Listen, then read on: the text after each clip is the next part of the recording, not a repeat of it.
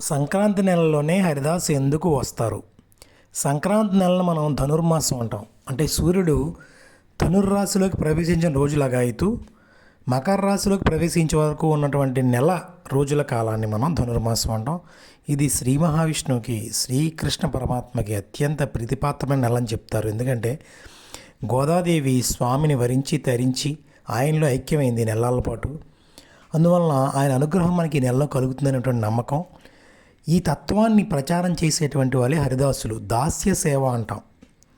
శ్రీ మహావిష్ణువు యొక్క, శ్రీకృష్ణు యొక్క లీలలు పాడుతూ మనల్ని కూడా భక్తి పారవస్యంలో మునిగేలాగా ఆధ్యాత్మిక వాతావరణాన్ని ప్రతిరోజు ఉదయం ప్రతి గ్రామాల్లో వీధుల్లో తిరుగుతూ హరినామ సంకీర్తన చేస్తూ మనల్ని తరింపు చేస్తున్నారు.